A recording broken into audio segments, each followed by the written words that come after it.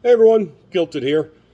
Look, I'm going to cover something today, but it comes with a little bit of a backstory, as it seems like all of my videos do.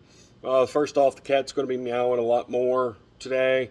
I accidentally locked her in the vault all night last night, so she has been very upset and very demanding of needing loves. So, yeah. Now, the backstory on this is I have been looking for this rifle for over 10 years, or a rifle like this one, not this particular one. Just a really good one to put in my collection, right? That didn't break the bank. And I had a local shop that I do quite a bit of business with call me up and said they had one, and I've been paying on it every single month, layaway, right? My wife today, after she got off work, went by the shop and finished paying it off. So, without further ado, let me show you what I got. This is a quality hardware M1 carbine with a Rockola barrel, right? And I'm going to sit here and discuss on how to clean it, and then we'll shoot it. And if I have time, I'm going to do a little bit of history on the M1 carbine itself, and then the one on this one in particular.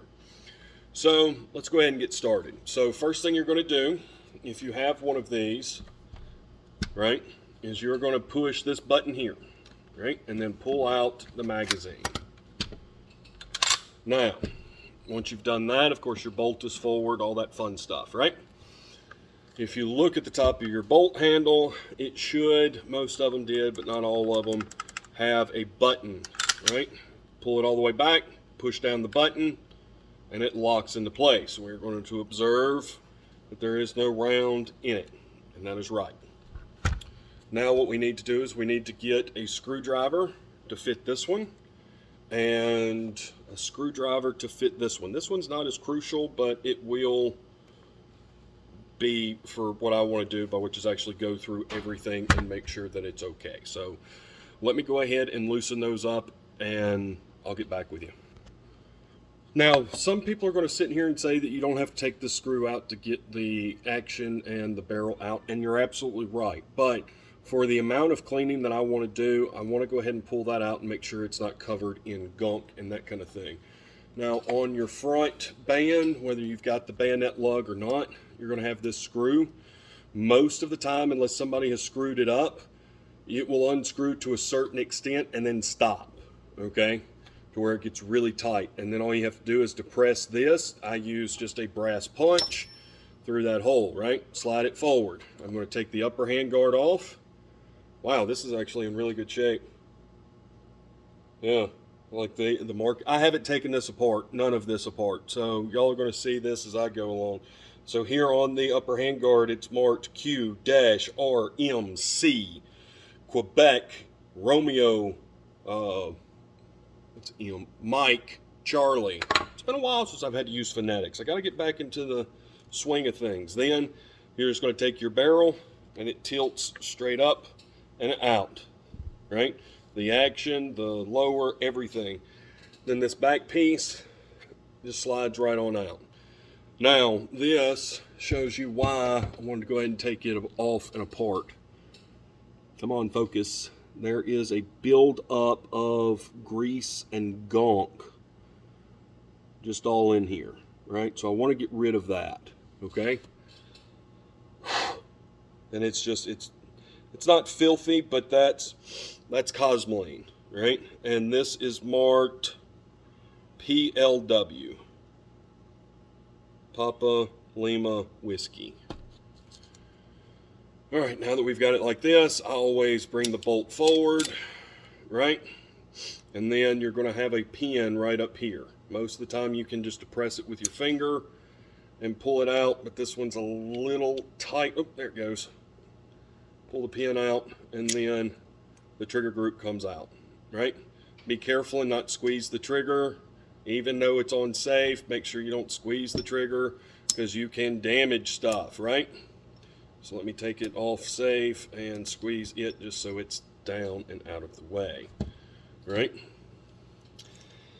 Now, this is where it gets fun, right? Because everyone's like, oh, it's just like an M1 Garand or M14 or M1A. Not really, okay? So you're going to see some notches on the side, and I'll show those to you here just in a minute. Come on. Because what gets fun is everything has to line up just perfectly, right? And the reason that I say that is, so I've got it off the track here. Here's those little cutouts that I was telling you about, right? But if you look, the front end of it is also caught in a track on its own. So give me just a minute.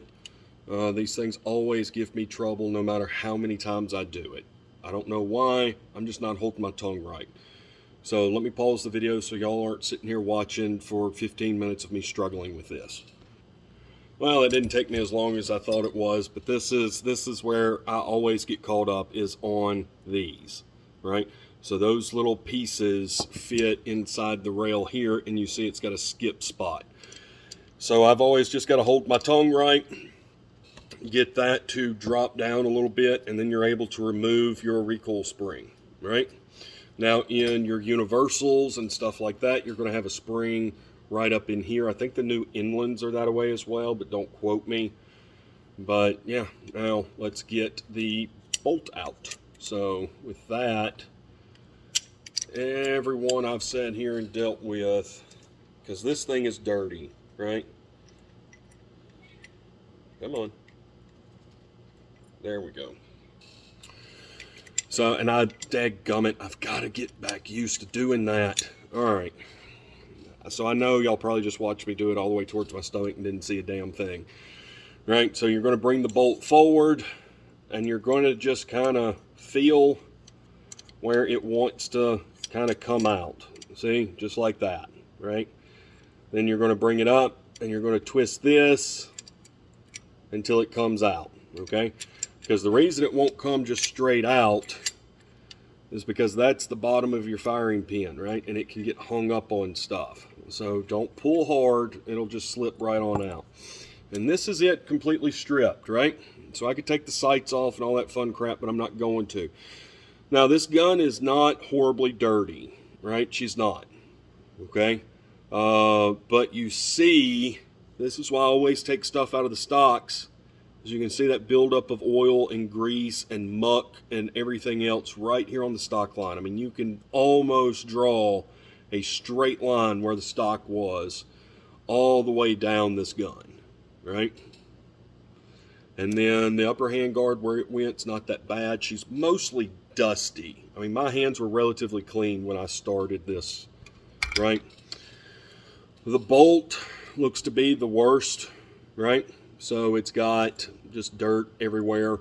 I'm not going to disassemble this. There's no real need for me to, especially since I can see that the firing pin is protruding, and it's protruding a good amount, and I can feel the ejector still has a very stiff spring. There's no cracking, there's none of that, so on and so forth. If y'all want to know how to disassemble this, let me know. I can maybe do a video on that in the future. Now, do the carrier or the action bar, whatever you want to call it. Once again, we've got a fair amount of dirt right inside here. I'm trying to just quickly look for markings, and I'm not seeing any on this. I didn't see any on the bolt, which is not uncommon, right? Because since this is a quality hardware, they were not the best at marking everything. So let me now check the spring. Spring still feels nice and taut. It's a little dirty. Guide rod still removes freely, so that's nice. And she can compress all the way and comes right back. So that's good, right? So that's good. So now what I'm going to do, well, I can take the mag apart, I guess, if I needed to. Oh wait, no, this one's maybe not. think this one's seized up. That's the only mag I got too. All right, so I'll have to deal with that later. Anyways, y'all hang tight. I'm gonna clean everything. Cleaning this is much like cleaning any other gun. Clean the bolt face, clean the entire bolt, clean the chamber, barrel, clean all this up. But look, it's marked Rockola right there too, right? Just clean, scrub, so on and so forth, then reassemble. The trigger group's not bad. The hammer is marked II. The trigger group is marked inland, right?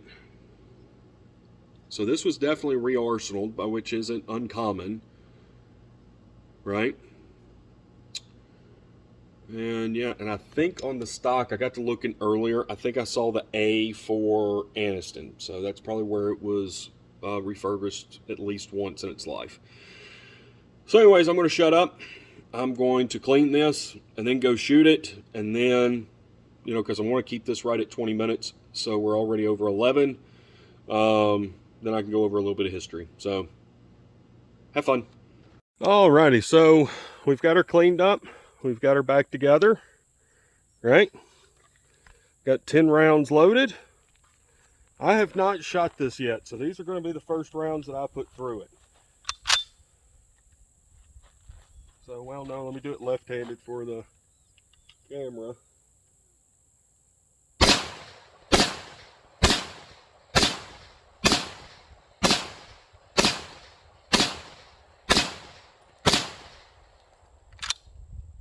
Now, there is no bolt hold open on these. There's just not. So, yeah. But with as erratic as those shells were coming out, that tells me that this extractor is starting to get pretty worn. So I will have to look for one of those in the future. So yeah. Anyways, let's take it back in. I'm going to clean it up again. Just swab the barrel and that kind of stuff. And yeah, this is actually a really nice rifle. Right? Now, I'm not going to show the target because really and truly I didn't put one down there. I'm just shooting into a dirt berm. But yeah. I'm probably going to get used to these sights really well, and I might take this hunting this year. Alrighty, so I have got her back in the shop. She is cleaned up. She is looking fine. She is just, I still need to clean up the stock a little bit. I've got some white paint. A lot of these old guns, whether it's military surplus, 22s, shotguns, whatever, they get white paint on them somehow. I don't know if it's just from sitting in a closet or what, but a lot of these old guns that I get in to work on or in my own collection have white paint on them. I don't fully understand.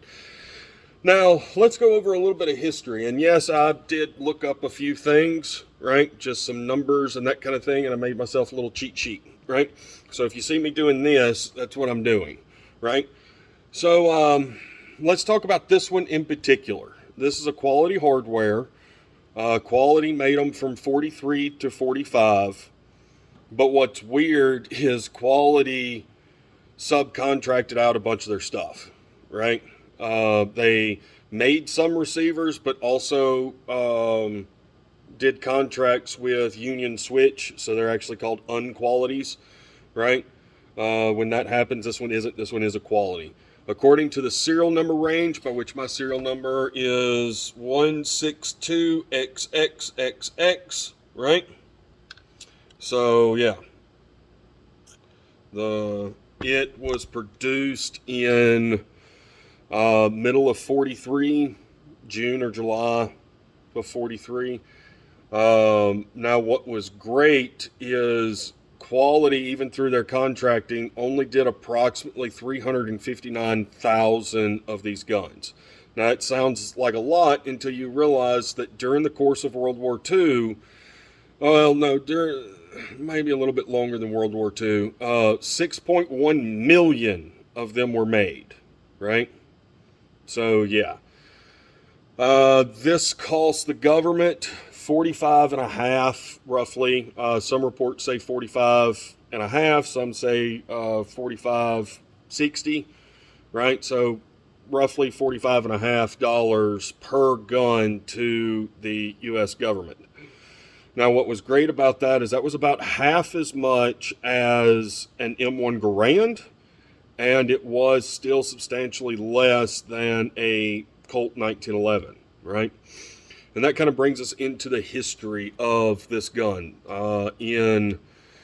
First off, infantry guys have always kind of bitched about their weight of their guns, right? You know, the trap doors were like 8 or 9 pounds, right? The M1 Garand is 7 or 8 pounds. Can't remember, right? This is, of course, a lot lighter, right? I don't remember exactly what these are supposed to weigh, but I'd guess under 5 pounds, unloaded, right? So yeah, they're great, they're handy, that kind of thing. And by 1938, all the grumbling for the past, 100 years, finally got the Army to sit here and go, well, maybe we need to listen to them, right? And they went to Winchester and went, hey, we need this, right? And at first, Winchester kind of scoffed because they were working on the M1s with Springfield, except Winchester was trying to make an M2 version, right? So they were already trying to make it a little bit lighter, make it a little bit cheaper, that kind of thing. Then you get into, Carbine Williams, right? And his whole story, I encourage you to go and read into that because he was a moonshine guy, right? And he actually killed the sheriff in his little backwoods town, when they raided for his moonshine steal, right? But his sentence was commuted by the governor in like 27, right? But while he was in prison for a couple of years, he was known to work on and repair firearms. And he came up with several different patents. One of the biggest ones that he did was the floating chamber, which isn't really a floating chamber, but I'm not going to get into that, okay? And he worked on it and that kind of thing. And what they decided to do is rather than start with the 30-06, they actually started with the 32 SL, right? But which was in a 1905 Winchester rifle, right? Now it was a rimmed cartridge and of course was a 32 caliber. So they took the rim off of it, trimmed everything down to where it would take a standard 308 caliber projectile, 30 cal, 110 grain projectile, with the modern powders and primers and things of that nature that they had at the time. That round screamed out at about 1,900 to 2,000 feet per second, right? By which is great. It went through, a lot of like soft armor and things of that nature, helmets, so on and so forth. So the Army was very happy with that. Downside to that is it could possibly zip through somebody and thus not dump all of its 967 foot-pounds, right, of energy into the object, right? By which is where the 30 carbine really started getting some of its bad rep. But that happened mostly during Korea, which I'll get to that. Now, production of these started in, I want to say 42, right? That's what I want to say. I think that's right.